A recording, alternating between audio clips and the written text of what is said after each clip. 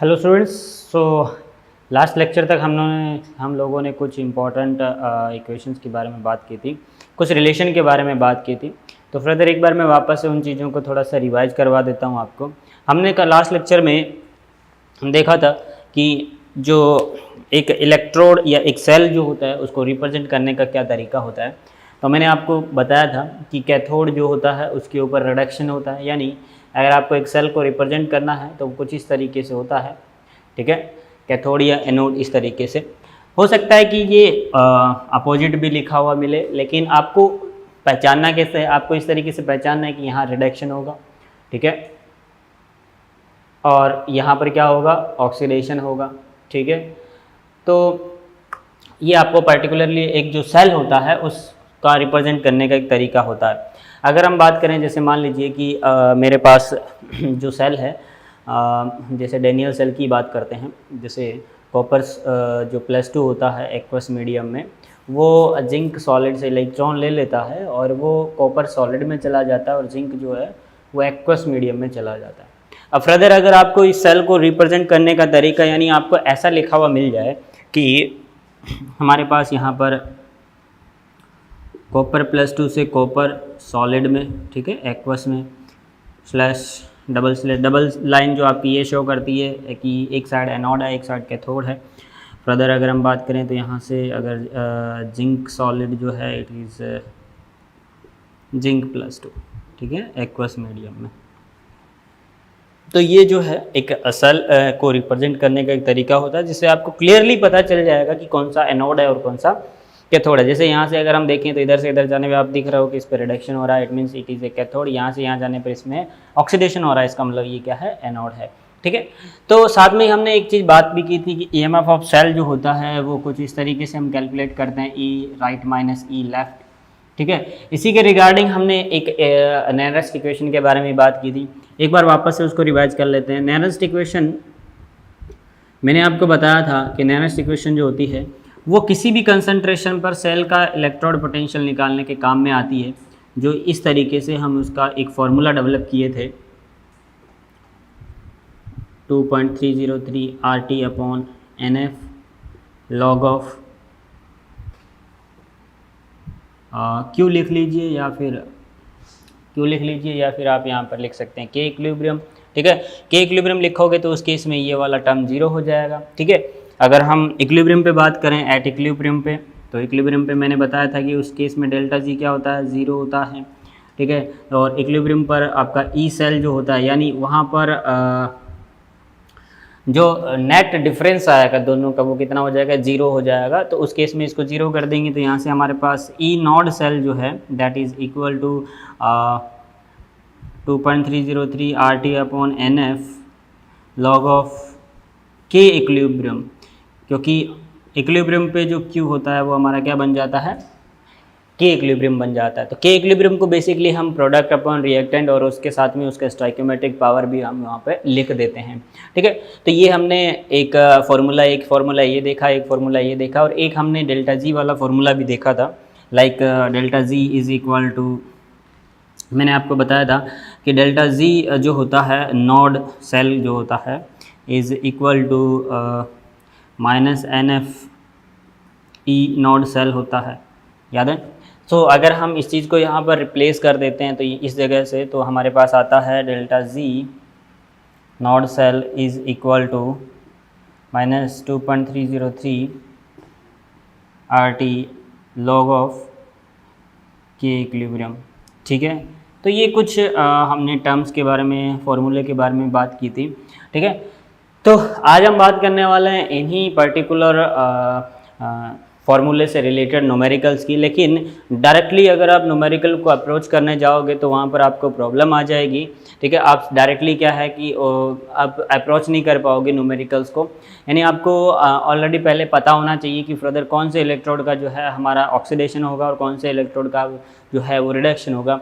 माना कि यहाँ पर अगर मान लीजिए डायरेक्ट आपको सेल का इक्वेशन दे करके फिर दे दिया जाए तो चलो ठीक है कि आप पहचान लेंगे, लेकिन मान लीजिए कि एक केमिकल रिएक्शन दे दी जाए और फिर आपसे हाफ सेल दे दिए जाएं और उनके ऑक्सीडेशन रिडक्शन पोटेंशियल दे दिए जाएं, तो उस केस में आप किस तरीके से न्यूमेरिकल को अप्रोच करेंगे, वहाँ पर थोड़ा सा हमको प्रॉब्लम आता है। उन सभी चीज़ों को इन सभी पर्टिकुलर न्यूमेरिकल को डील करने के लिए हमें पता होना चाहिए कि भाई कौन से इलेक्ट्रोड का ऑक्सीडेशन होगा, कौन से इलेक्ट्रोड का रिडक्शन होगा। तो उन सभी चीज़ों को कैलकुलेशन करने के लिए हमें पता है कि हम जो रिडक्शन पोटेंशियल होता है वो सभी का कैलकुलेट कर लेते हैं by the help of the standard hydrogen electrode. यानी हमारे पास स्टैंडर्ड रिडक्शन पोटेंशियल जो होता है ऑलरेडी मौजूद होता है, या मैं बोलूँ कि हमारे पास स्टैंडर्ड हाइड्रोजन इलेक्ट्रोड है। हम हर किसी के मेटल के इलेक्ट्रोड के साथ जोड़ के उन सभी मेटल का एक स्टैंडर्ड इलेक्ट्रोड पोटेंशियल निकाल लेते हैं और उनके वैल्यू के अकॉर्डिंग डिफ्लेक्शन जो आएगा वोल्टमीटर के अंदर, ठीक है। जैसे यहाँ पर मैंने आपको बोला था कि आप हाइड्रोजन इलेक्ट्रोड को एज ए एनोड की तरह बिहेव कर रखो, आपको कंफ्यूज नहीं होना है इसके अंदर, सीधा सीधा इसको एनोड लिख दो, ठीक है। इस सर्किट को इस तरीके से कंप्लीट कर दो। यहाँ पर आप कोई भी मेटल ले लो, जो भी मेटल है उसका आप कैथोड बना लो, ठीक है। और जब आप इसको कैलकुलेट करेंगे तो आपको पता है कि एक सेल बन गया और सेल हमेशा ई राइट माइनस ई लेफ्ट होता है। तो राइट में आपके पास जो भी मेटल होगा उसका इलेक्ट्रोड पोटेंशियल होगा और लेफ्ट में आपके पास हाइड्रोजन इलेक्ट्रोड है, और हाइड्रोजन इलेक्ट्रोड ऑलवेज कितना होता है, शुड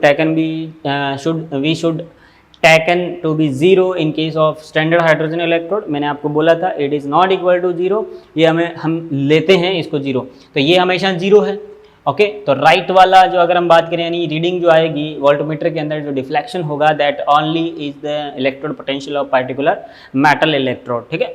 तो ये चीज़ जो डिफ्लेक्शन है वो पॉजिटिव भी हो सकता है और डिफ्लेक्शन जो है वो नेगेटिव भी हो सकता है। तो उसके रिस्पेक्ट में हमें ये पता चल जाएगा कि मान लीजिए पॉजिटिव डिफ्लेक्शन आया, इसका मतलब हमने जो चीज़ जैसे अरेंज की थी वो बिल्कुल सही है, लेकिन अगर नेगेटिव डिफ्लेक्शन आ जाए इसका मीनिंग क्या है कि हमने जो हाइड्रोजन इलेक्ट्रोड को एनोड लिया था वो अब कैथोड है, यस और नो। तो अब हम बात करते हैं कि एक डेनियल सेल के लिए मैंने आपको बताया था कि इसका इलेक्ट्रोड पोटेंशियल किस तरीके से कैलकुलेशन किया जाता है।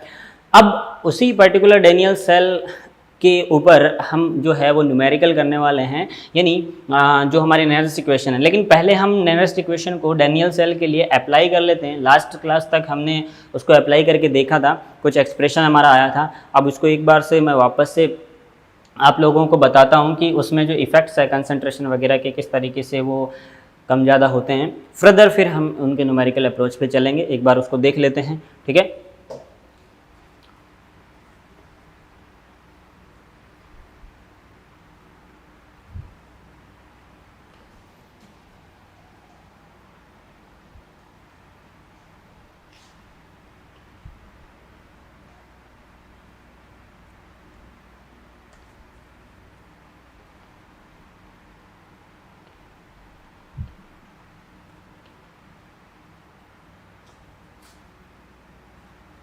जिंक के इलेक्ट्रोड के लिए, हाइड्रोजन के इलेक्ट्रोड के लिए और कॉपर के इलेक्ट्रोड के लिए लास्ट लेक्चर में हम लोगों ने डील किया था कि जिंक के इलेक्ट्रोड के लिए अगर हम नेरेस्ट इक्वेशन लिखते हैं तो किस तरीके से लिखेंगे पर्टिकुलर एक इलेक्ट्रोड के लिए। अब हम उसी पर्टिकुलर इलेक्ट्रोड को अगर आपस में जोड़ दें तब वो एक सेल बन जाएगा। अब सेल के लिए हम किस तरीके से लिखेंगे वो हम देखते हैं, ठीक है। देखो हमारे पास अगर मैं बात करूं तो जो हमारा डेनियल सेल है उसके अंदर एक जिंक का हमारे पास एनोड है और हमारे पास एक कॉपर का कैथोड है।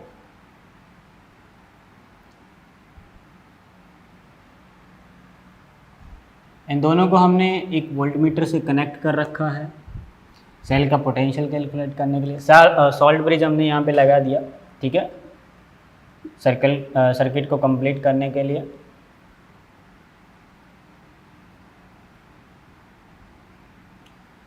CuSO4, ये है हमारा ZnSO4, ये जिंक इलेक्ट्रोड है, ये कॉपर इलेक्ट्रोड है, ठीक है। तो अगर हम बात करते हैं यहाँ पर रिएक्शन की तो हमें पता है कि यहाँ से जिंक जो सॉलिड है that is all continuously convert into Zn+2 in aqueous medium plus 2 electron. वहीं अगर हम यहाँ पर बात करें तो ये जो कॉपर हमारा जो +2 है इन एक्वस फॉर्म में वो हमेशा 2 इलेक्ट्रॉन लेता रहेगा और कन्वर्ट होता रहेगा किसमें, कॉपर सॉलिड के अंदर, ठीक है।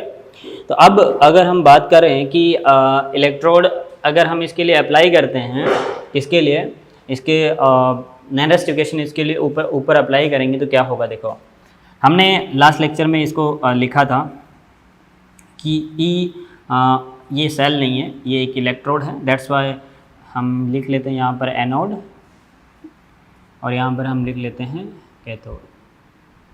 देखो अब बार बार में हम इन्हीं चीज़ों को लिख रहे हैं तो अब थोड़ा सा आप लोगों को आदत भी हो गई होगी, है ना, क्योंकि प्रैक्टिस हो गया होगा अच्छे से, तो अब आप भूलेंगे नहीं कि किस तरीके से आपको लिखना है। देखो अगर हम दो भाग में इसको कैटेगराइज कर लेते हैं तो यहाँ पर हमारे पास ई सेल जो है वो जो है वो इलेक्ट्रोड का पोटेंशियल है, तो इसका पोटेंशियल अगर हम लिखें तो एनोड के लिए हम देख रहे हैं कि जिंक जो है वो जिंक +2 में जा रहा है एक्वस मीडियम में और ये सॉलिड फॉर्म में है, is equal to E Nord of zinc से जिंक +2 इन एक्वस मीडियम, ठीक है, ये सॉलिड, माइनस ऑफ अगर हम बात करें तो 2.303 RT upon 2F, because n का वैल्यू देखें तो 2 है। ओके, इसने नंबर ऑफ कितने इलेक्ट्रॉन दिए हैं, 2 इलेक्ट्रॉन दिए हैं, लॉग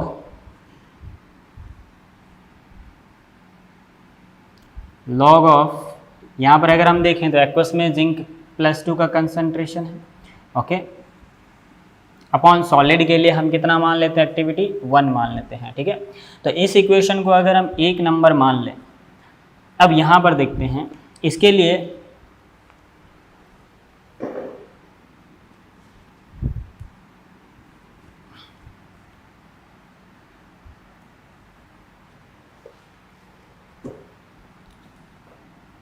कॉपर जो है +2 जो एक्वस मीडियम में है वो कंटिन्यूसली 2 इलेक्ट्रॉन लिए जा रहा है और कन्वर्ट होता जा रहा है किसमें, सॉलिड में।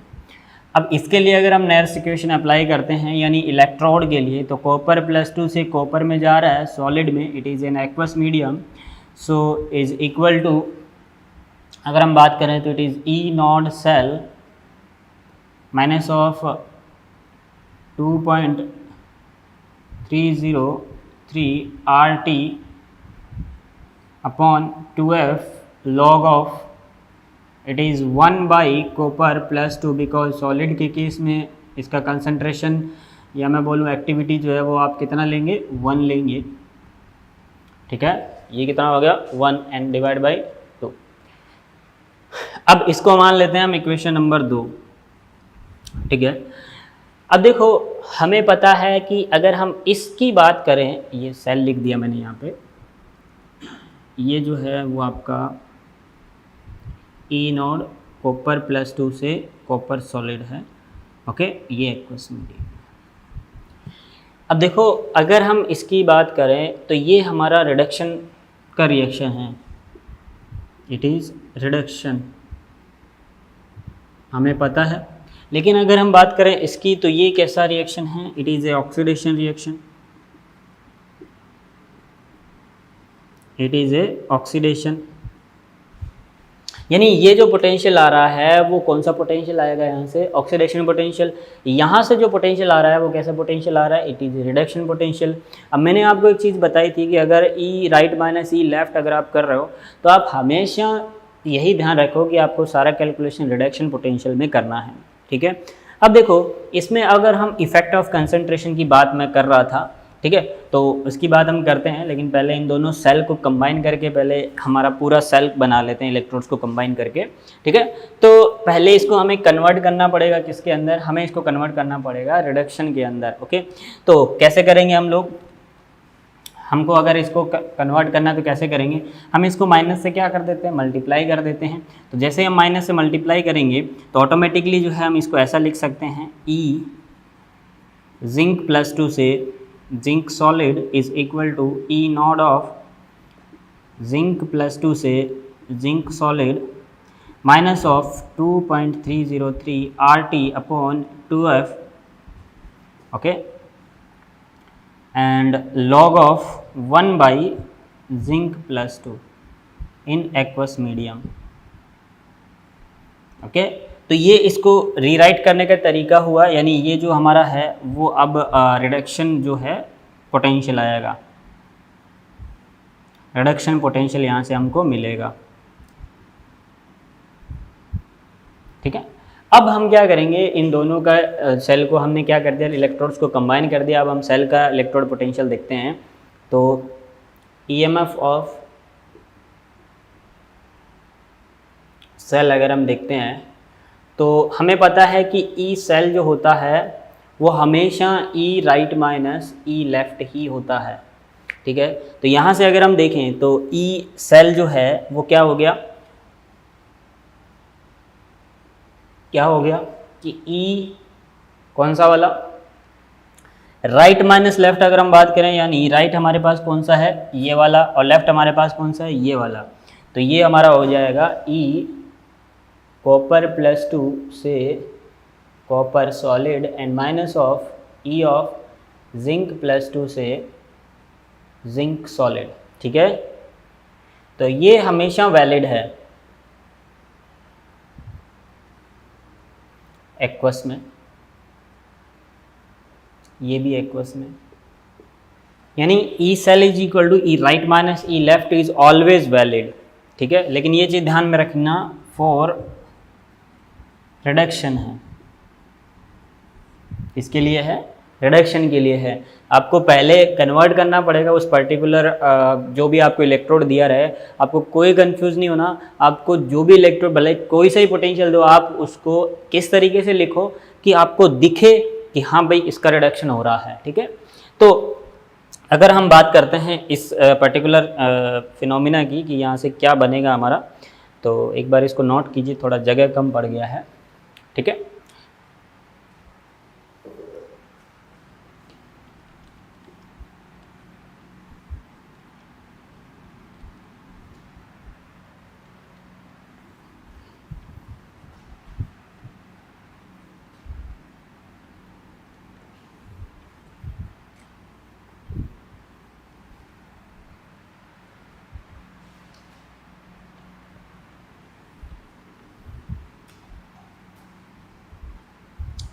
तो ये जो हमारे पास ई कैथोड माइनस ई एनोड जो आया है, इसके लिए ई कॉपर प्लस 2 से सॉलिड जो था वो हमारे पास क्या है, वो हमारे पास है ई नोड ऑफ कॉपर प्लस 2 से कॉपर सॉलिड, ये एक्वस मीडियम में, minus of 2.303 RT of 2F, okay, and log of 1 by copper plus 2 aqueous में, ठीक है, कंसनट्रेशन इसकी। ये तो हुआ हमारा कॉपर वाला सीन। माइनस हम कर देंगे इसमें से ई ऑफ जिंक प्लस 2 से जिंक सॉलिड, और ये एक्वस में minus of 2.303 RT upon 2F log of 1 by zinc plus 2, ठीक है। ये हमारा कौन सा हो गया, लेफ्ट वाला सीन हो गया। अब अगर हम देखें तो ये कॉपर प्लस 2 से copper solid and E not zinc plus 2 से जिंक सॉलिड, ये देखें तो ये ई लेफ्ट, ई राइट माइनस ई लेफ्ट हो गया, यानी ये जो दोनों मिल करके क्या बना लेंगे, ई नॉट सेल बना लेंगे। चलो एक बार हम इनको अलग अलग कर लेते हैं, मतलब कॉमन साइड में कर लेते हैं ताकि हमें थोड़ा सा और क्लियरिफाई हो जाए।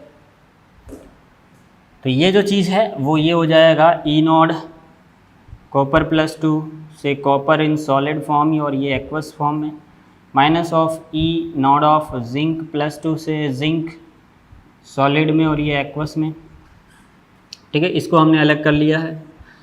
बचा ये हमारा माइनस का 2.303 RT अपॉन 2F हमने कॉमन ले लिया।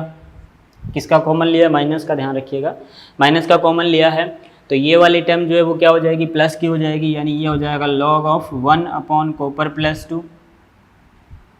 इसमें एक्वस लिखने की ज़रूरत नहीं है क्योंकि ये कंसंट्रेशन ही है। एंड यहाँ पर अगर देखें तो माइनस इंटू माइनस क्या हो जाएगा, प्लस हो जाएगा। तो माइनस इंटू माइनस प्लस हो जाएगा। जब हम इसमें से माइनस कॉमन ले रहे हैं तो ये अगेन माइनस क्या हो जाएगा, log of 1 upon zinc plus 2। तो हमने इनको अलग अलग कर लिया। अब ये जो चीज़ है वो अगेन राइट माइनस लेफ्ट हो गई है, लेकिन ये वाला सो सीन है। अब ये दो इलेक्ट्रोड है राइट और लेफ्ट, तो ये हो जाएगा आपका E Nord of cell minus of, अगर हम देखें तो 2.303 RT upon NF, okay. Further अगर हम देखें तो यहाँ से log ऑफ, देखो log a minus log b हो रहा है, तो log a minus log b क्या होता है, log a अपॉन b होता है। तो यानी ये हो जाएगा log a यानी 1 कॉपर प्लस 2, ठीक है, इनटू अगर हम देखें तो ये जिंक प्लस 2 ऊपर चला जाएगा, तो जिंक प्लस 2 आ जाएगा यहाँ पर, ठीक है, इस तरीके से। तो थोड़ा सा और सिंप्लीफाई कर लेते हैं इसको। It is E naught cell is minus of, ये 2 है, ओके, 2.303 RT अपॉन 2F, और ये हो जाएगा आपका log of zinc plus 2 upon copper plus 2। ये आपका ई सेल ऑफ पर्टिकुलर हमारा जो डेनियल सेल होता है उसका ई सेल आ जाएगा, ठीक है। तो ये हमारा डेनियल सेल के लिए इम्पॉर्टेंट इक्वेशन है। अब देखो ये अगर हम देखें तो ये हमने एक जिस तरीके से एक फिनोमिना होता है, मेथड होता है इलेक्ट्रोड के लिए नियरेस्ट इक्वेशन लिखने का, उस तरीके से हमने लिखा। लेकिन मान लीजिए कि आपको दोनों रिएक्शन एनोड और कैथोड की दोनों एक साथ दे दी गई है, तब भी आप वहाँ पर आसानी से इसको लिख सकते हैं। अभी बताते हैं। चलिए अगर हम यहाँ पर बात करते हैं कि अगर कंसंट्रेशन ऑफ, यहाँ पर कुछ नोट लिख लेते हैं क्योंकि कभी कभी पूछ लिया जाता है एग्जाम्स में कि अगर हम जिंक की कंसंट्रेशन बढ़ा देते हैं, ओके, यानी जिंक की कंसंट्रेशन अगर हम बढ़ाते हैं तो ई सेल पे क्या इफेक्ट पड़ेगा।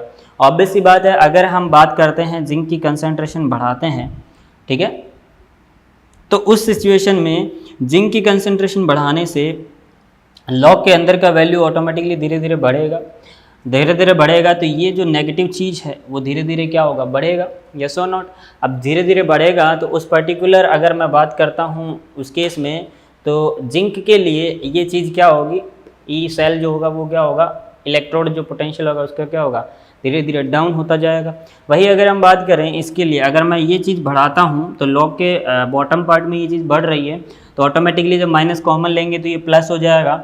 और ये आसानी से हम देख सकते हैं कि इसका जो ई सेल इलेक्ट्रोड जब पोटेंशियल होगा कॉपर के केस में, वो क्या हो जाएगा, धीरे धीरे बढ़ता जाएगा। एक और तरीका भी है, आप यहाँ से पता लगा सकते हैं सिंपली। देखो कैसे, अगर मैं जिंक के कंसंट्रेशन बढ़ाता हूँ, देखो यहाँ से सीधा सीधा पता चल रहा है, अगर मैं जिंक का कंसंट्रेशन बढ़ाता हूँ तो ऑब्वियस सी बात है कि इसके बॉटम में, लॉग के बॉटम में क्या हो रहा है, इसका कंसंट्रेशन बढ़ रहा है। तो यहाँ से अगर मैं कॉमन लेता हूँ माइनस का, तो ये क्वांटिटी जो है वो पॉजिटिव हो जाएगी, तो जिंक का रिडक्शन पोटेंशियल क्या हो जाएगा, बढ़ेगा। वही अगर मैं बात करूँ जिंक का ऑक्सीडेशन पोटेंशियल, वो क्या होगा, डिक्रीज होगा। सिमिलर केस अगर हम यहाँ पर बात करूँ तो कॉपर क्या हो रहा है, रिड्यूस हो रहा है, तो उसके लिए रिडक्शन पोटेंशियल क्या होगा, बढ़ जाएगा। ओके, तो हम ये देख रहे हैं कि एनोड पे तो धीरे धीरे हमारा क्या हो रहा है, रिडक्शन पोटेंशियल धीरे धीरे क्या हो रहा है, बढ़ रहा है, जबकि कैथोड पे धीरे धीरे रिडक्शन पोटेंशियल आपका क्या हो रहा है, घट रहा है, यस और नॉट। तो देखो सिंपली देख लीजिएगा यहाँ से कि अगर हम जिंक के लिए बढ़ाते हैं कंसंट्रेशन जिंक की, तो जिंक की कंसंट्रेशन बढ़ाने से आपको सीधा सीधा पता चल रहा है कि इसका रिडक्शन पोटेंशियल क्या हो रहा है, बढ़ रहा है, यस और नॉट। यहाँ से सीधा सीधा देख सकते हो आप, इसमें माइनस बाहर आ जाएगा, तो ये पॉजिटिव की वजह से धीरे धीरे बढ़ रहा है। तो ये इंपॉर्टेंट थिंग है। तो इसका मतलब इसका ऑक्सीडेशन पोटेंशियल क्या हो रहा है, डिक्रीज हो रहा है या इंक्रीज हो रहा है, यस, इसका ऑक्सीडेशन पोटेंशियल क्या हो रहा है, डिक्रीज हो रहा है। क्योंकि अगर आप ऑक्सीडेशन वाला इलेक्ट्रोड लिखोगे तो आप सीधा सीधा यहाँ देखोगे ये जिंक प्लस 2 जो है वो यहाँ होगा, है ना। तो अगर आप इसको बढ़ाओगे तो ये नेगेटिव क्वांटिटी ऑटोमेटिकली बढ़ेगी, इसका मतलब इसका ऑक्सीडेशन पोटेंशियल क्या हो रहा है, घट रहा है, जबकि रिडक्शन पोटेंशियल इसका क्या हो रहा है, बढ़ रहा है। अब इसका ऑक्सीडेशन पोटेंशियल क्या हो रहा है, इसका ऑक्सीडेशन पोटेंशियल हमारा घट रहा है, जबकि इसके केस में क्या हो रहा है, रिडक्शन पोटेंशियल बढ़ रहा है। तो एक टाइम ऐसा आएगा कि दोनों क्या हो जाएंगे, बराबर हो जाएंगे, एक बढ़ रहा है और एक घट रहा है, ठीक है। क्योंकि हम जो कैलकुलेशन कर रहे हैं वो एक में ही कर रहे हैं, लेकिन सेल के अंदर तो दोनों प्रोसेस हो रहे हैं ना, कि एक का इलेक्ट्रॉन का खींचने का पावर ज़्यादा है और एक का कम है, यस और नॉट। तो एक टाइम ऐसा आएगा जब आपके दोनों पोटेंशियल यानी ऑक्सीडेशन पोटेंशियल और रिडक्शन पोटेंशियल दोनों क्या हो जाएंगे, बराबर हो जाएंगे, ठीक है। तो जब दोनों बराबर हो जाएंगे तो उस केस में आपकी क्या आ जाएगी, इक्विलिब्रियम आ जाएगा, और वहाँ पर आपका सेल काम करना बंद कर देगा, यानी वोल्टमीटर में आपका डिफ्लेक्शन कितना आ जाएगा, 0 आ जाएगा, यानी ई सेल उस केस में कितना हो जाएगा, 0 हो जाएगा। तो आप ऐसा देख सकते हैं कि जिंक की कंसंट्रेशन आप बढ़ाते हैं तो इस केस में इसका ऑक्सीडेशन पोटेंशियल क्या होगा,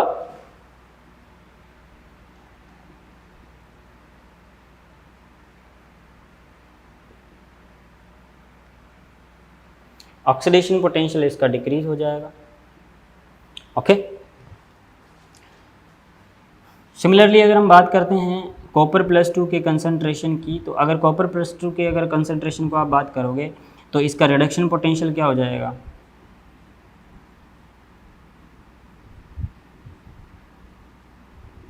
डिक्रीज हो जाएगा।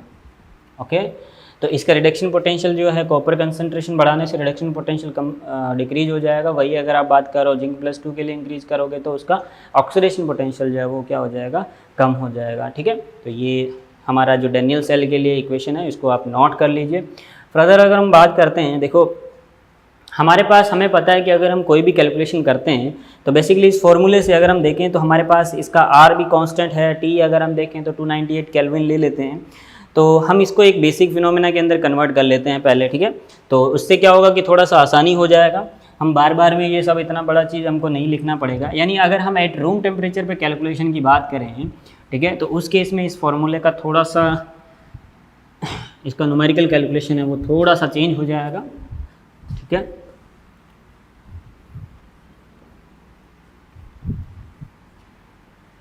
सो एट रूम टेम्परेचर अगर हम बात करते हैं,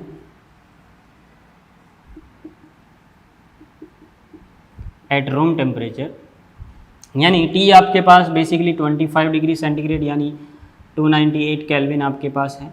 ठीक है, वही अगर हम आर का वैल्यू अगर हम रखते हैं 8.314 जूल पर मोल केल्विन के हिसाब से। ठीक है, और हमें पता है कि एफ जो होता है वो 96500 होता है कूलाम में। ठीक है, तो ये सारी वैल्यू जब हम यहाँ पर इसमें सब्स्टिट्यूट कर देते हैं तो यही जो फॉर्मूला है वो थोड़ा कोई इस तरीके का हो जाएगा।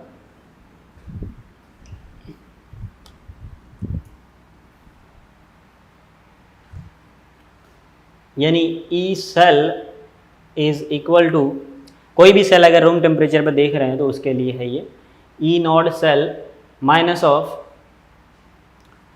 यहाँ पे आपने रखा 2.303, आर आपने रखा 3.814 इंटू टी आपने रखा 298 केल्विन एंड डिवाइड बाई आपने लिखा 2 into 96500 log of zinc +2 upon copper +2। ठीक है, तो ये आपने रखा। अब देखो एक चीज़ यहाँ पर अगर मैं बताऊँ आपको क्या कि 2.303, 8.314, 298 अपॉन 96500, इन सभी को जब आप कैलकुलेशन करोगे तो आपके पास यहाँ पर आंसर आएगा 0.0591। ओके, तो ये वैल्यू अगर हम यहाँ पर सब्स्टिट्यूट कर देते हैं तो यहाँ से ई सेल जो हमारा आएगा वो आएगा E not cell minus of 0.0591 upon 2 and log of zinc +2 से कॉपर +2। ठीक है, अब ये जो सीन है ये हमारा डैनियल सेल के लिए है। किसके लिए है ये डैनियल सेल के लिए हमने ड्राइव किया है। जब भी डैनियल सेल आएगा तो आप डायरेक्ट यही फॉर्मूला लगा करके उसका आंसर लिख सकते हैं, जो भी इसमें ई नॉट सेल पूछे या ई सेल पूछे या इसका कंसंट्रेशन पूछे, कुछ भी पूछे, डजंट मैटर। ठीक है, अब बात यह है कि अगर हम इसको किसी भी सेल के लिए, एनी सेल के लिए इसको अप्लाई करने की कोशिश करें तो क्या होगा। ठीक है, तो उसको हम देखते हैं, उसको हम थोड़ा सा और स्टैंडर्डाइज कर लेते हैं ताकि जब भी हमारे पास कोई भी किसी भी तरीके का सेल आपको दिया रहे तो उस पर्टिकुलर सेल का आप क्या निकाल सकें, इलेक्ट्रोड ईएमएफ निकाल सकें। ठीक है, पोटेंशियल डिफरेंस उसका निकाल सकें फॉर एनी सेल। तो जब भी आपको कोई भी सेल दिया रहे तो उसके लिए आप किस तरीके से इस इक्वेशन को अप्लाई करोगे, तो इसका बहुत ही इंपॉर्टेंट तरीका है क्या कि आप ऐसा लिखो इसको, E cell is equal to E naught. और ये एक चीज़ मैं बता देता हूँ, ये रूम टेम्परेचर पे हो रहा है, ध्यान रखना इस चीज़ को। अगर मान लीजिए कि ये रूम टेम्परेचर पे नहीं है तो फिर आप ये वैल्यू नहीं रख सकते। ठीक है, तो उस केस में आपको ध्यान रखना पड़ेगा। तो उस केस में हम ई नॉट सेल, यहाँ पर जो हम चीज़ लिखेंगे वो लिखेंगे ऑक्सीडेशन और इसका स्टाइकियोमेट्रिक कोएफिशिएंट। देखो ये बहुत इंपॉर्टेंट चीज़ है। देखो मैं बार बार में इसलिए इससे जोर दे रहा हूँ क्योंकि बच्चे अक्सर जो हैं वो इसको नहीं लिखते हैं, इसके स्टाइकियोमेट्रिक कोएफिशिएंट को नहीं लिखते हैं। ठीक है, तो डिवाइड बाई आपका यहाँ पर रिडक्शन होगा। तो आप आसानी से देख लोगे, जो भी आपको सेल दिया रहेगा उस सेल के लिए आप आसानी से देख लो उसको एट रूम टेम्परेचर, ठीक है। देख करके आप उसमें ये बता सकते हो कि किसका ऑक्सीडेशन हो रहा है, किसका रिडक्शन हो रहा है, तो उसमें आप ऑटोमेटिकली उसके लिए क्या लिख सकते हो, ये जो नेरेस्ट इक्वेशन आपकी है वो लिख सकते हो। जैसे एक एग्जांपल की बात करते हैं, ठीक है। जैसे मैंने आपको एक एग्जांपल दिया, एक एग्जांपल मैंने लिखा, अभी लिखता हूँ, 1 मिनट।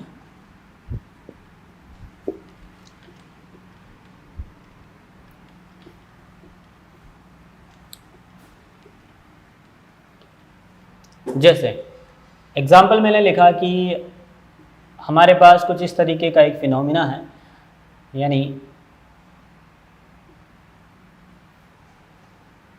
2Ag+ हमारे पास है और ये Mg से रिएक्शन कर रहा है सॉलिड फॉर्म में, और ये कन्वर्ट हो रहा है Mg2+ में एक्वस मीडियम में, और हमारे पास यहाँ पर 2 Ag हमको सॉलिड फॉर्म में मिल रहे हैं। अब ये इस तरीके का आपको एक रिएक्शन दे दिया।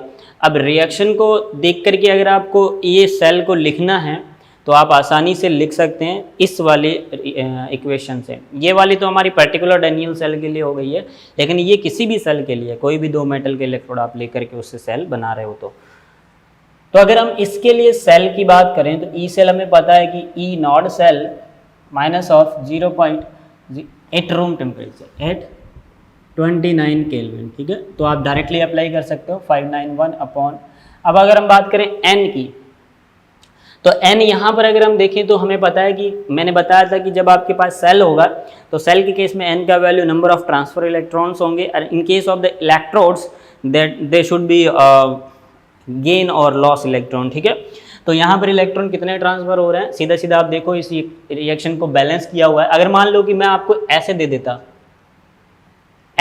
तो आप जो है, अगर आपने सीधा ही लिख दिया इसको, आपने इसको Mg+2 और डिवाइड बाई इस तरीके से Ag+2 लिख दिया, Ag+ लिख दिया, तो वो गलत हो जाएगा। इस रिएक्शन को पहले आपको क्या करना पड़ेगा, बैलेंस करना पड़ेगा। तो बैलेंसिंग के लिए मैंने यहाँ पे लिखा 2, तो ये ऑटोमेटिकली अब क्या हो जाएगा, बैलेंस हो जाएगा, ठीक है।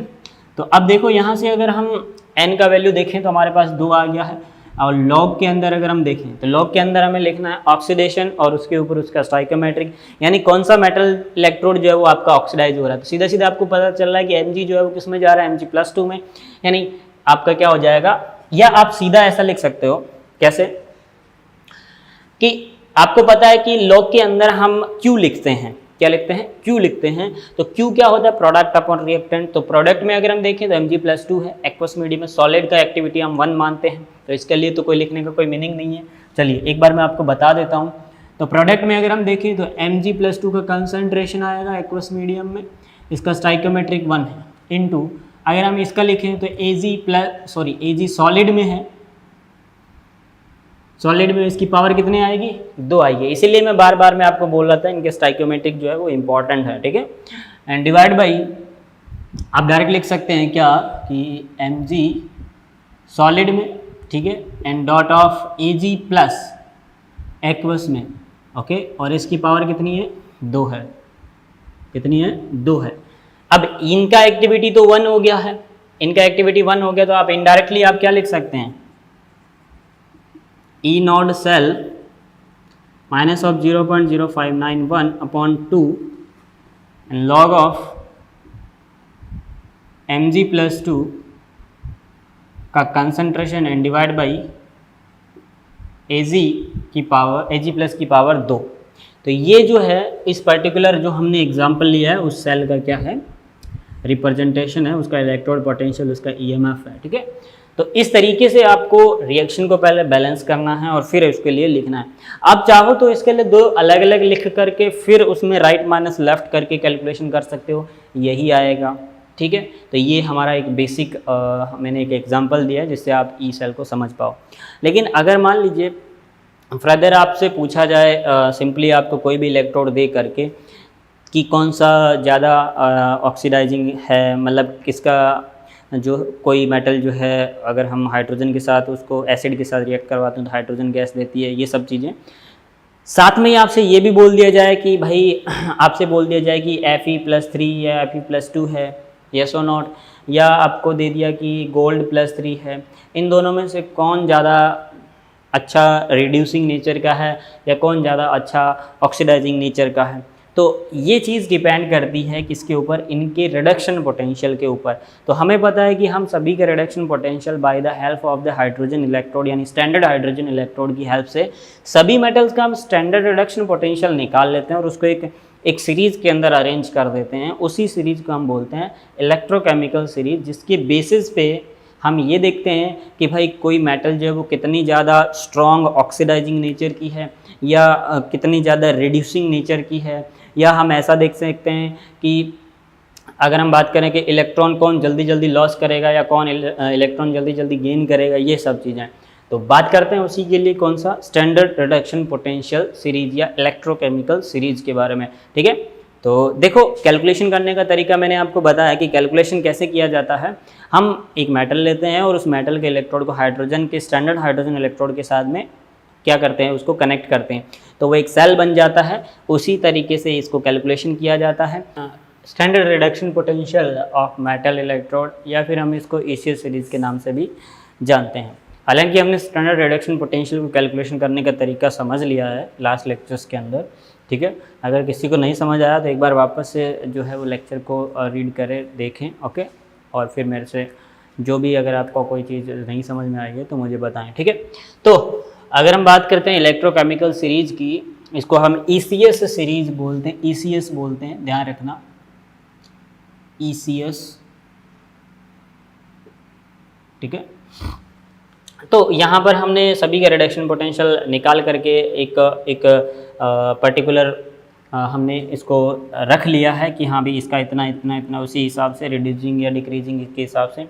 तो मैं जो आपको इलेक्ट्रोकेमिकल सीरीज़ बता रहा हूँ उसको आपको बिल्कुल तरीके से ध्यान में रखना है, याद रखना है। ठीक है, तो क्या है इलेक्ट्रोकेमिकल सीरीज और किस किस का रिडक्शन पोटेंशियल कितना कितना आता है, वो हमारे लिए मैटर नहीं करता है कितना कितना आता है। हमारे लिए ये मैटर करता है कि हाँ भी हमारे अकॉर्डिंग किसका ज़्यादा है और किसका कम है। क्योंकि आपसे कभी ये नहीं पूछा जाएगा कि भाई बताओ अभी मरकरी के इलेक्ट्रोड का कितना इलेक्ट्रोड पोटेंशियल होता है, ऐसा नहीं पूछेगा कोई भी। ठीक है, कोई वैल्यू आपसे नहीं पूछी जाएगी कभी, इवन वो वैल्यू आपको देगा। ठीक है, तो अगर हम बात करते हैं कि इलेक्ट्रोकेमिकल सीरीज़ में, तो हमारे पास कुछ इस तरीके की इलेक्ट्रोकेमिकल सीरीज है।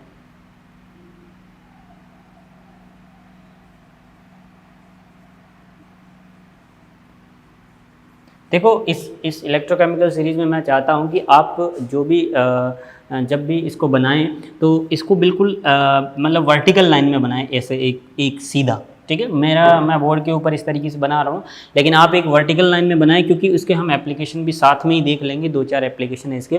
तो इसका जो इलेक्ट्रोकेमिकल सीरीज़ है वो ये है, लिथियम, पोटेशियम, बेरिलियम, रेथियम और कैल्शियम, सोडियम और मैग्नीशियम।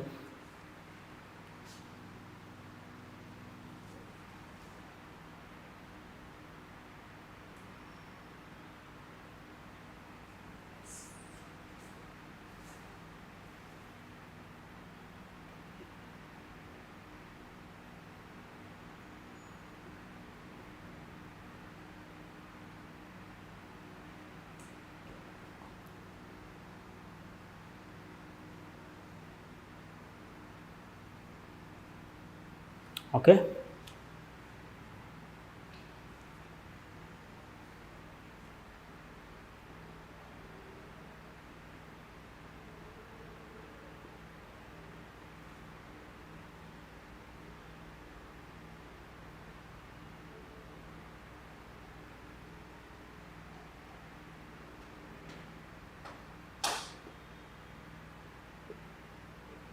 तो देखो ये जैसे आप इसको वर्टिकल लाइन में बनाओगे तो इसमें एक जगह पे हमने इसको बॉक्स बना दिया है, इसमें ये एसिड वाला H+ है। अब देखो यहाँ पर सीन क्या होता है, ये जितने भी हमने रिडक्शन जो मेटल्स लिखी हैं they all are in their standard oxidation form. ठीक है, इनके ऑक्सीडेशन स्टैंडर्ड ऑक्सीडेशन फॉर्म में होती है ये। जैसे ये मैग्नीश Mg+2 होता है, ठीक है, ये जिंक +2 होता है, ये क्रोमियम +3 होता है, ये +2 होता है, ठीक है, ये +2, ये भी +2, ये भी +2, ये सब इनके स्टैंडर्ड फॉर्म में होते हैं। एलुमिनियम +3 होता है, ये मैग्नीशियम +2 होता है, सोडियम +, कैल्शियम +2, ठीक है, ये भी +2, ये भी +2, ये प्लस, ये प्लस, ओके, कॉपर +2, ये Ag प्लस, ये Hg2+2, ठीक है, और ये सब गोल्ड +3 में इस तरीके से, ये स्टैंडर्ड फॉर्म में होता है। अब अगर हम बात करते हैं इनके लिए रिडक्शन पोटेंशियल की, तो देखो ये हाइड्रोजन के ऊपर मैंने बॉक्स इसलिए लगाया है क्योंकि हाइड्रोजन से ऊपर वाली जितनी भी मेटल है, अब देखो जब आप इसको वर्टिकल लाइन में बनाओगे तो आपको क्लियरली पता चल जाएगा कि ये सभी जो हैं एक वर्टिकल लाइन में रहेंगे, तो आपको पता जाएगा कि हाइड्रोजन से ऊपर जितनी भी मेटल हैं they all are strong reducing power. SRP का मतलब क्या है? Strong reducing power. यहाँ पर पावर है, पोटेंशियल नहीं है, ठीक है। They are strong reducing power है, नॉट स्टंट रिडक्शन पोटेंशियल। अब देखो जिनका रिड्यूसिंग पावर ज़्यादा, इसका मतलब क्या है? वो उसी तरीके का नेचर शो करने में सबसे ज़्यादा तेज है। समझ की बात? कहने का मतलब क्या है? सबसे ज़्यादा रिड्यूस कौन होगा?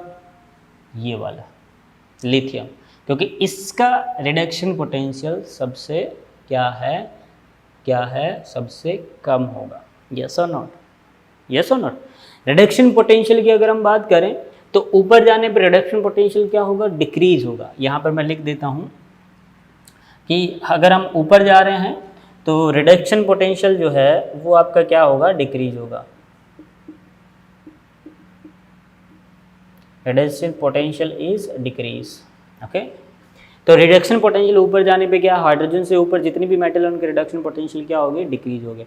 अब आपसे पूछ लिया जाए कि Mg+2 और लिथियम में से दोनों में से कौन जल्दी से इलेक्ट्रॉन दे देगा? कौन दे देगा? ये वाला दे देगा, क्योंकि इसका रिडक्शन पोटेंशियल क्या है? कम है। रिडक्शन पोटेंशियल ज़्यादा होने का मतलब क्या हुआ? कि उसको इलेक्ट्रॉन को अपनी तरफ खींचने का पावर ज़्यादा है। वही अगर हम बात करें कि रिडक्शन पोटेंशियल कम होने का मीनिंग क्या है? कि उसके इलेक्ट्रॉन को लॉस करने का पावर ज़्यादा है। इट मीन्स मैं ऐसा बोल सकता हूँ कि अगर इसका रिडक्शन पोटेंशियल कम हो रहा है तो इसका ऑक्सीडेशन पोटेंशियल क्या हो रहा होगा? बढ़ रहा होगा। सो ऑक्सीडेशन पोटेंशियल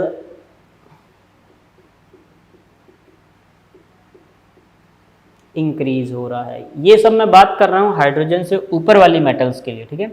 वही अगर हम हाइड्रोजन से नीचे वाली मेटल्स के लिए अगर हम बात करेंगे तो इनका स्ट्रॉन्ग ऑक्सीडाइजिंग पावर ज़्यादा होता है। यानी जैसे जैसे हम नीचे जाते हैं वैसे वैसे स्ट्रॉन्ग ऑक्सीडाइजिंग पावर बढ़ता जाता है। स्ट्रॉन्ग ऑक्सीडाइजिंग पावर, ठीक है। मैं ऐसा बोल सकता हूं कि हाइड्रोजन से नीचे वाले के लिए रिडक्शन पोटेंशियल का वैल्यू धीरे धीरे क्या होता जाता है? बढ़ता जाता है। ओके, यानी हम ऐसा बोल सकते हैं कि रिडक्शन पोटेंशियल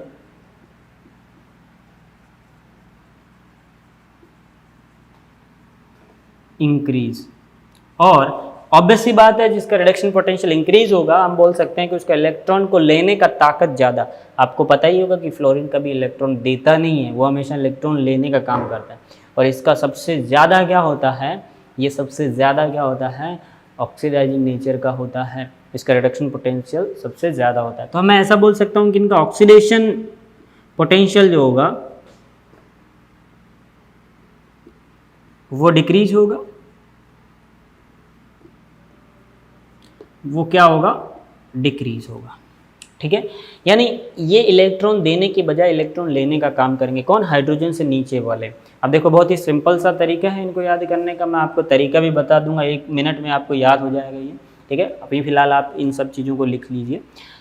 अब देखिए एक चीज़ मैं और बता रहा था कि अगर मैं बात करता हूँ हाइड्रोजन से ऊपर वाले के लिए, तो हाइड्रोजन से ऊपर जैसे जैसे हम हाइड्रोजन से ऊपर चलते जाएंगे, अपनी कॉपी के अंदर अगर आपने वर्टिकल लाइन में इनको लिखा है तो देखो जैसे जैसे हम हाइड्रोजन से ऊपर चलते जाएंगे वैसे वैसे ही इनका इन पर्टिकुलर मेटल्स का इलेक्ट्रॉन देने का टेंडेंसी बढ़ता जाएगा। यस और नॉट? यानी उनका ऑक्सीडाइजिंग टेंडेंसी क्या होती जाएगी? इंक्रीज होती जाएगी। वही इनका जो बात करते हैं रिड्यूसिंग टेंडेंसी जो होगा वो धीरे धीरे क्या होता जाएगा? घटता जाएगा। सेम टू सेम अगर हम हाइड्रोजन से नीचे वाले मेटल्स की बात करें तो इनके लिए हाँ इनका जो बात करते हैं कि इलेक्ट्रॉन को लेने का पावर धीरे धीरे बढ़ता जाएगा। यानी ये सभी स्ट्रॉन्ग ऑक्सीडाइजिंग एजेंट होती हैं और ये सभी स्ट्रॉन्ग रिड्यूसिंग एजेंट होती हैं। ये बहुत इंपॉर्टेंट चीज़ है, ठीक है। यानी हाइड्रोजन से नीचे वाले सभी क्या होती हैं? स्ट्रॉन्ग ऑक्सीडाइजिंग पावर होता है। इन्हीं को बोलते हैं स्ट्रॉन्ग ऑक्सीडाइजिंग एजेंट। ठीक है, कौन सी, हाइड्रोजन से नीचे वाली सभी को क्या बोलते हैं हम, स्ट्रॉन्ग ऑक्सीडाइजिंग एजेंट, ठीक है, और हाइड्रोजन से ऊपर वाले को हम बोलते हैं स्ट्रॉन्ग रिड्यूसिंग एजेंट, ठीक है, स्ट्रॉन्ग रिड्यूसिंग एजेंट, यानी ये इलेक्ट्रॉन देने का काम करती हैं, और ये सभी क्या होती हैं, हाइड्रोजन से नीचे वाले इलेक्ट्रॉन लेने का काम करती हैं। अब देखो इसको याद करने का एक तरीका क्या है, बहुत आसान सा तरीका है, देखो हम इस तरीके से याद कर सकते हैं इसको हम लिख लेते हैं। देखो मैं हिंदी में लिख रहा हूँ, आप हिंदी में लिख नहीं रहा हूँ, मैं आपको हिंदी में बता रहा हूँ, आप हिंदी में मैं जो बोल रहा हूँ उसको आप अपने हिसाब से लिख लीजिएगा। देखो इसको हम बोल सकते हैं ले के, ठीक है, ले के, फिर हम लिखेंगे बारात, ठीक है, दोनों एक साथ यानी बा और रात, ले के बारात, ओके। उसके बाद हम लिखेंगे काना, इन दोनों को हम लिखेंगे काना, ठीक है, काना। फिर आएगा मजे से आया, ठीक है, आप ऐसा लिख सकते हैं। देखो मैं हिंदी में लिख लेता हूँ, हिंदी में मैं लिखूंगा क्या, लेके बा रात, हम इसको लिखेंगे का और इसको लिखेंगे ना, तो ये टोटल मिलके क्या बन जाएगा, काना बन जाएगा, ठीक है, काना मजे से आया, मजे से यहाँ पर इसलिए लिख रहे हैं सेंटेंस को कंप्लीट करने के लिए, मजे से आया, ठीक है। मन जो करे, मन जो करे, ठीक है, आप अपने हिसाब से हिंदी में लिखना चाहें या जैसा भी लिखना चाहें उसी हिसाब से देख लीजिएगा। मन जो करे, क्रोमियम फॉर करे, फेंक दे, ये दोनों मिलकर के क्या बन जाएंगे, फेंक दे, ठीक है, फेंक दे, निगाहें सुंदरी,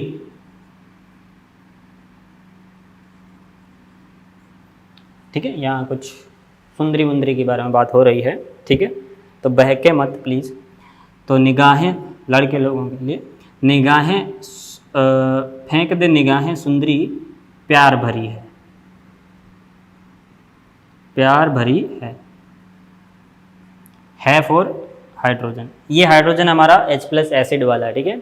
इसके बाद फर्दर हम एक बार इसको देखते हैं, क्यों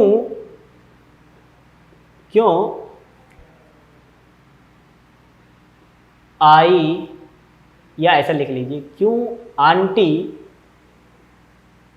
ओके, क्यों aunty AG, it is a Indian relationship, जब हस्बैंड वाइफ जब आपस में बात करते हैं तो ए जी ओ जी इस तरीके की बातें करते हैं, तो उसी से रिलेटेड है। ए जी है जी, ठीक है, ए जी है जी, दोनों अलग अलग है, जी अलग है और ए अलग है, ए जी ये है जी, बाहर कल आंटी फिर से,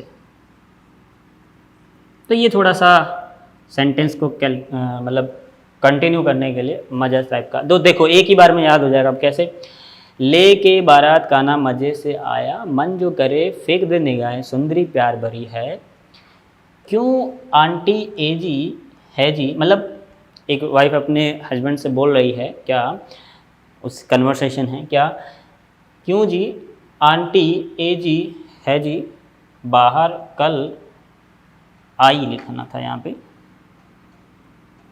आई फिर से, ठीक है, तो क्यों आंटी एजी है जी, बाहर कल आई फिर से, तो ये थोड़ा सा आपका सेंटेंस है, जिसको आप पूरा का पूरा एक बार लिखोगे, एक दो बार लिखोगे और फिर आप मेटल को लिखोगे तो ऑटोमेटिकली आपको याद हो जाएगा। तो आई होप आप लोगों को इलेक्ट्रोकेमिकल सीरीज में जितने भी मैंने ये जो मेटल्स बताई हैं, they all are standard and important, exam में बार बार इन्हीं के बारे में पूछा जाता है, ठीक है, तो कोई आपको जो है प्रॉब्लम अब नहीं आने वाली है। अगर आपसे बोल दिया जाए कि भाई, अगर आपसे बोल दिया जाए कि मेरे पास Sn+2 है, मेरे पास कॉपर+2 है, तो आपसे पूछा जाए कि बताओ इन दोनों में से कौन जल्दी से रिड्यूस होगा, तो कौन जल्दी से रिड्यूस होगा, कॉपर+2 रिड्यूस होगा, ठीक है, रिड्यूस्ड, कौन जल्दी रिड्यूस होगा? कॉपर +2 रिड्यूस होगा। वही अगर मान लीजिए आपको ऐसा बोल दिया जाए कि मेरे पास Ag+ है और मेरे पास निकल +2 है, आपसे बोल दिया कि बताओ इन दोनों में से कौन जल्दी से इलेक्ट्रॉन लेने का काम करेगा, तो वो कौन इलेक्ट्रॉन लेने का काम करेगा? Ag काम करेगा, रिड्यूस्ड।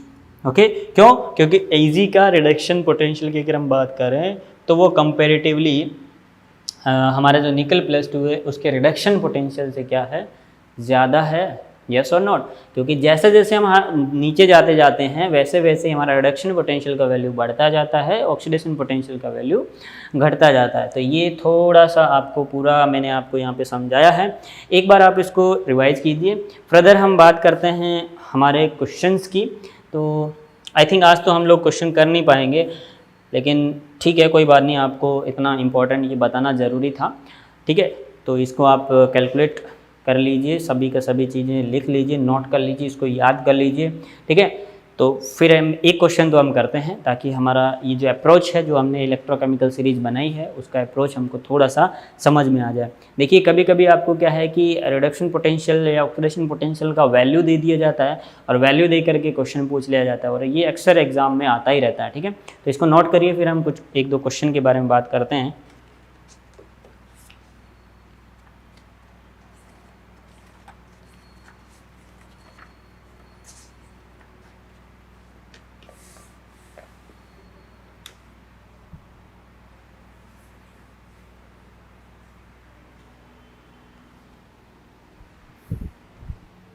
ओके, चलिए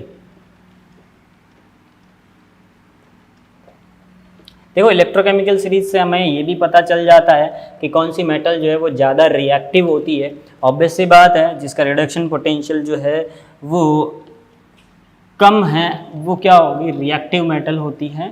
ठीक है, या ज़्यादा होगा वो वाला रिडक्शन जो रिएक्टिव मेटल होगी। चलिए देखते हैं, अभी आपको एक इसी से रिलेटेड एक क्वेश्चन मैं आपको बताता हूँ। अक्सर एग्ज़ाम में ऐसा क्वेश्चन आ जाता है, वैल्यूज़ दे दी जाती हैं और फिर आपसे पूछ लिया जाता है। इलेक्ट्रोकेमिकल सीरीज से रिलेटेड ये टर्म्स हैं। तो इस क्वेश्चन में आपको दिया गया है कि the standard reduction potential of ABC आपको दिया गया है, 3 मेटल्स हैं, उनके लिए आपको बोला गया कि ये रिडक्शन पोटेंशियल है और इसका रिड्यूसिंग पावर क्या होगा। कितना सिंपल सा और आसान सा क्वेश्चन है। एक बात और, यही इसी तरीके का सेम क्वेश्चन जो है वो एक बार वापस से जेईई के अंदर रिपीट हुआ है, बस वहाँ पर हमारे पास जो मेटल ABC यहाँ पे दिया हुआ है उसको रिप्लेस कर दिया गया था किसी दूसरी मेटल्स के, पर्टिकुलर जैसे मैग्नीज वगैरह, क्रोमियम वगैरह मेटल से इसको रिप्लेस कर दिया गया था। तो ऐसे क्वेश्चंस को अप्रोच करने का जो मेन फिनोमेना है, किस तरीके से इनको अप्रोच करना है। देखो, मैंने आपको इलेक्ट्रोकेमिकल सीरीज बताई, आपको मैंने सीधा सीधा उसके अंदर बताया था कि जिसमें मैंने आपको बताया था कि जब हाइड्रोजन से ऊपर वालों की बात करते हैं तो मैंने आपको सीधा सीधा बताया था कि हाइड्रोजन से ऊपर वाली जो होती है वो स्ट्रॉन्ग रिड्यूसिंग पावर की होती है और इनका रिडक्शन पोटेंशियल जो होता है वो कम होता है। रिडक्शन पोटेंशियल अगर हम बात करें तो वो क्या होता है? कम होता है, डिक्रीज होता है। ओके, वही अगर हम बात करें कि ये हाइड्रोजन है हमारे पास H+, इससे नीचे वाले की अगर हम बात करें तो इनका स्ट्रॉन्ग ऑक्सीडाइजिंग पावर होता है, यानी इनका रिडक्शन पोटेंशियल क्या होता है? ज़्यादा होता है, ज़्यादा होता है। ठीक है, अब देखो, स्ट्रॉन्ग रिड्यूसिंग पावर है या मैं बोलूँ रिडक्शन पोटेंशियल इनका क्या है? डिक्रीज हो रहा है। तो हमें जो भी रिडक्शन पोटेंशियल दिए हुए हैं हम उनको इस वे में लिख लेते हैं कि जैसे कि वो डिक्रीज हो रहा है। ठीक है, जैसे अगर हम बात करते हैं कि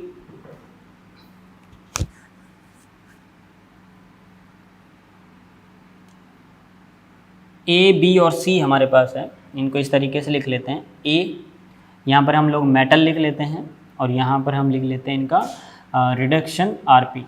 सॉरी, इसको पहले नोट कीजिए फिर इसको साइड में लिखते हैं। ठीक है, देखो मेटल हमने लिखा A, B, C, यहाँ पर हमारे इनका रिडक्शन पोटेंशियल है। ठीक है, हमारे पास रिडक्शन पोटेंशियल की अगर हम बात करें तो हम इन मेटल को इस तरीके से अरेंज करेंगे कि रिडक्शन पोटेंशियल हमारा ऐसा लगे कि वो धीरे धीरे क्या हो रहा है, टॉप टू बॉटम जाने पे क्या हो रहा है, बढ़ रहा है। समझ में आ रही है बात, ये सुनो। तो यहाँ पर अगर हम देखें, देखो रिडक्शन पोटेंशियल ऊपर जा रहे हैं तो डिक्रीज हो रहा है, यानी ऊपर जाएंगे तो नेगेटिव में वैल्यू क्या होती जाएगी, बढ़ती जाएगी, क्योंकि नेगेटिव में वैल्यू का बढ़ने का मतलब क्या है, बेसिकली वो क्या हो रहा है, कम हो रहा है। चलिए अगर हम बात करते हैं रिडक्शन पोटेंशियल की, तो हमारे पास यहाँ पर मेटल है। सबसे पहले हम रिडक्शन पोटेंशियल को इस तरीके से अरेंज करते हैं कि टॉप टू बॉटम हमें ऐसा लगे कि वो बढ़ रहा है, ठीक है। तो सबसे पहले हम देखें कि -3.0 वोल्ट, इसके बाद हमने लिखा माइनस का 1.2 वोल्ट एंड उसके बाद हमने लिखा प्लस का 0.5 वोल्ट। अब आपको क्लियरली पता चल रहा है कि जैसे जैसे हम नीचे आ रहे हैं वैसे वैसे रिडक्शन पोटेंशियल का वैल्यू बढ़ता जा रहा है। अब देखो इसी को आप उल्टा सोच के देखो, कैसे कि जैसे जैसे हम ऊपर जा रहे हैं वैसे वैसे रिडक्शन पोटेंशियल का वैल्यू घटता जा रहा है, नेगेटिव में हो रहा है ना। तो अब ये रिडक्शन पोटेंशियल से हम इन पर्टिकुलर मेटल का आइडिया लगा लेते हैं कि ये जो मेटल है वो बी है, ये जो मेटल है वो सी है, ये जो मेटल है वो क्या है, ए है। अब सबसे ज़्यादा अगर मैं बात करूं तो सबसे ज़्यादा रिड्यूसिंग पावर नेचर की जो मेटल होगी वो कौन सी वाली होगी, जिनका रिड्यूसिंग पावर किसका सबसे ज़्यादा होगा। रिड्यूसिंग पावर का मतलब ज़्यादा होने का मतलब क्या है कि उसका इलेक्ट्रॉन देने का टेंडेंसी क्या है, ज़्यादा है, ठीक है। तो उस केस में अगर हम बात करें तो सबसे ज़्यादा कौन होगा, हमारा बी, उसके बाद सी और उसके बाद ए। तो ऐसा कौन सा ऑप्शन है जिसके अंदर बी सबसे ज़्यादा, फिर सी और फिर उसके बाद में ए। तो ऐसा कौन सा ऑप्शन है, एक ऑप्शन है, दैट इज सी, यानी बी ए सी। एक बार वापस से समझा देता हूँ, क्योंकि कभी कभी यहाँ पर थोड़ा, क्योंकि सिमिलर वर्ड हैं तो थोड़ा सा कन्फ्यूजन पैदा हो जाता है। देखो हाइड्रोजन से ऊपर वाली जितनी भी मेटल्स हैं वो स्ट्रॉन्ग कैसी हैं, रिड्यूसिंग नेचर की, यानी उनका इलेक्ट्रॉन देने का पावर सबसे ज़्यादा है। अब इनको हम रिलेट करते हैं इलेक्ट्रोड पोटेंशियल से, स्टैंडर्ड इलेक्ट्रोड पोटेंशियल से, रिडक्शन पोटेंशियल से। तो अगर हम बात करते हैं हाइड्रोजन से ऊपर वाली मेटल के लिए, जैसे जैसे हाइड्रोजन से ऊपर जाते जाते हैं वैसे वैसे उनका रिडक्शन पोटेंशियल डिक्रीज होता जाता है। अब रिडक्शन पोटेंशियल जैसे जैसे डिक्रीज हो रहा है वैसे वैसे ही उनका ऑक्सीडाइजिंग नेचर कैसा होता जा रहा है, बढ़ता जा रहा है, ठीक है। तो यहाँ पर हम एक और रिलेटिव कंसेप्ट लिख लेते हैं, क्या चीज़,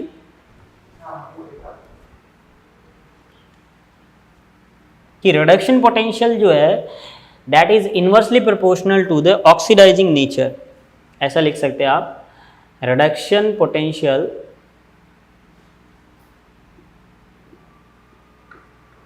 is proportional to 1 by oxidizing nature, ठीक है। यानी रिडक्शन पोटेंशियल बढ़ेगा तो ऑक्सीडाइजिंग नेचर जो होगा उसका क्या होगा, कम होगा, यानी वो ऑक्सीडाइज नहीं होगा, ठीक है। तो ये इंपॉर्टेंट चीज़ है कि रिडक्शन पोटेंशियल से अगर हम ये भी देख सकते हैं कि वो पर्टिकुलर जो भी मेटल हमारा है वो ऑक्सीडाइजिंग नेचर का है या नहीं है। जैसे अब फ्लोरीन की बात कर लेते हैं, फ्लोरीन जो है वो ऑक्सीडाइजिंग नेचर का है या नहीं है, वो दूसरों को रिड्यूस करने का काम करता है, ठीक है। तो आप ऐसा लिखो इस चीज़ को कि रिडक्शन पोटेंशियल जो होता है it is inversely proportional to oxidizing nature की बजाय ऐसा लिखो,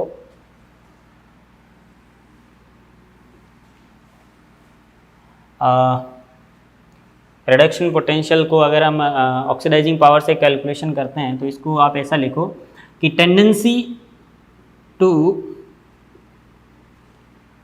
गेट ऑक्सीडाइज्ड, ये ज़्यादा आई थिंक करेक्ट रहेगा, that is must better from the oxidizing nature, क्योंकि उसमें थोड़ा कन्फ्यूजन हो जाता है। तो रिडक्शन पोटेंशियल जिसका जितना ज़्यादा उसका ऑक्सीडाइज होने का टेंडेंसी उतना ही क्या होगा, कम होगा, ठीक है। तो ये ज़्यादा बेटर है उससे।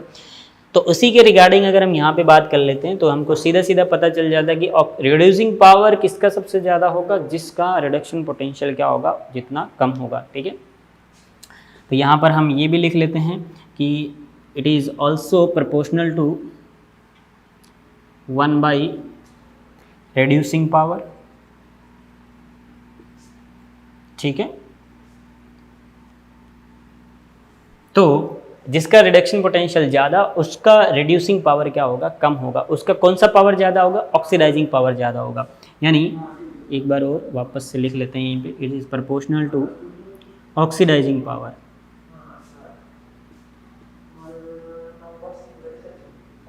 ठीक है। ये ज़्यादा, ये तीनों कंसेप्ट जो है, तीनों जो रिलेशन है उनको ध्यान में रखिए, ऑटोमेटिकली सारी कैलकुलेशन आपके सामने आ जाएगी और आपको कोई भी कन्फ्यूजन नहीं रहेगा। ठीक है, तो एक इस तरीके का ही बिल्कुल सेम टू सेम यही क्वेश्चन आपका जेई के अंदर, बस इसके अंदर हमारे पास एबीसी का जो है वो चेंज करके वहाँ पर मेटल लिख दिया था, उस क्वेश्चन को भी देख लेते हैं। ये क्वेश्चन दिया गया, ये जेई का क्वेश्चन है, इसके अंदर आपको स्टैंडर्ड इनके जो पोटेंशियल दे रखे हैं, इलेक्ट्रॉन पोटेंशियल दे रखे हैं।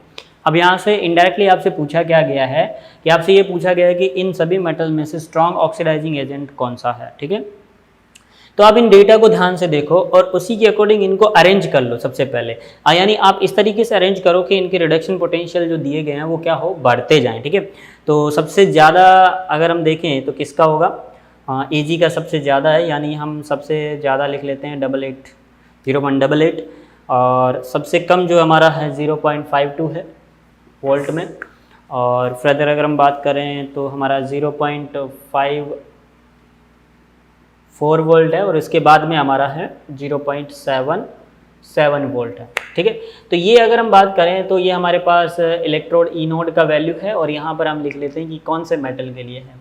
तो ये 0.52 हमारा कॉपर प्लस के लिए है, जब कॉपर में रिड्यूस हो रहा है तब इसका वोल्टेज है। ये हमारा 0.54 जो है वो I2 के लिए है। सेकंड थर्ड अगर हम बात करें तो ये Fe+3 का होगा और ये वाला जो है वो Ag+ के लिए होगा।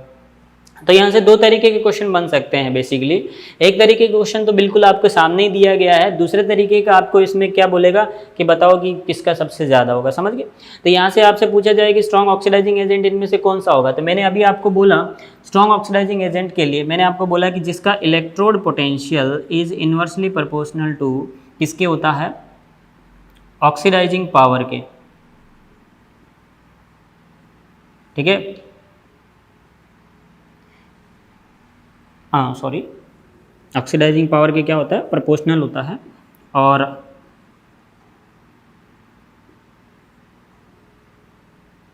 और इन्वर्सली प्रोपोर्शनल होता है किसका, रिड्यूसिंग पावर के। ठीक है, तो ये चीज़ हमको यहाँ पे ध्यान रखनी है इलेक्ट्रोड पोटेंशियल से रिलेटेड।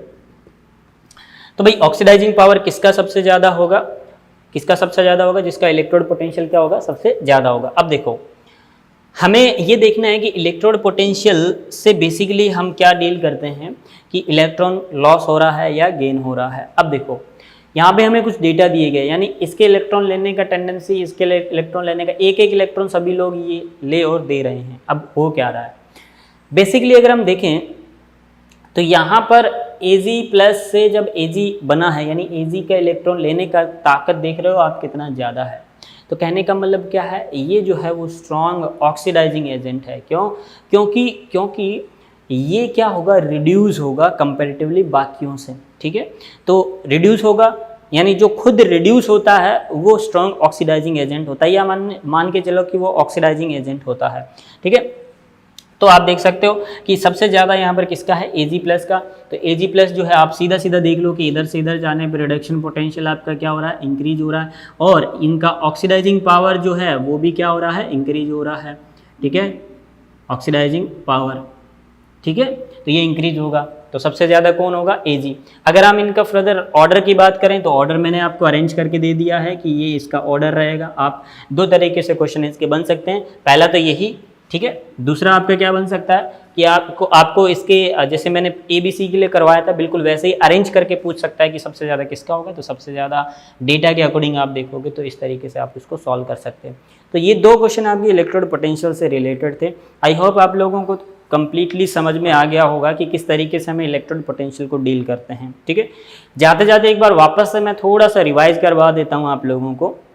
हाइड्रोजन से ऊपर वाली जितनी भी मेटल्स हैं वो सब स्ट्रॉन्ग रिड्यूसिंग नेचर की है, यानी उनका जो अगर हम बात करें कि वो ऑक्सीडाइज होने का टेंडेंसी रखती है। वही अगर हम हाइड्रोजन से नीचे वाले मेटल की बात करें तो जैसे जैसे हम हाइड्रोजन से नीचे जाते हैं वैसे वैसे ही उनका स्ट्रॉन्ग ऑक्सीडाइजिंग नेचर जो है या ऑक्सीडाइजिंग पावर जो है वो बढ़ता जाता है, यानी वो इलेक्ट्रॉन देने की बजाय इलेक्ट्रॉन लेना ज़्यादा पसंद करती हैं। ठीक है, चलिए ये सब चीज़ों के बाद में हमने देखा कि हमने जो भी अरेंज किया है वो हमने increasing order of reduction potential में इंक्रीज किया है, यानी जैसे जैसे रिडक्शन पोटेंशियल इंक्रीज होगा वैसे वैसे ही उनका ऑक्सीडाइजिंग पावर भी क्या होगा, इंक्रीज होगा, और उनका रिड्यूसिंग पावर धीरे धीरे घटता जाएगा। तो ये हमारा इलेक्ट्रोकेमिकल से रिलेटेड 2 क्वेश्चन मैंने आपको बताया, और साथ में नेनस्ट इक्वेशन का जो एप्लीकेशन जो मैंने आपको सेल के लिए बताया।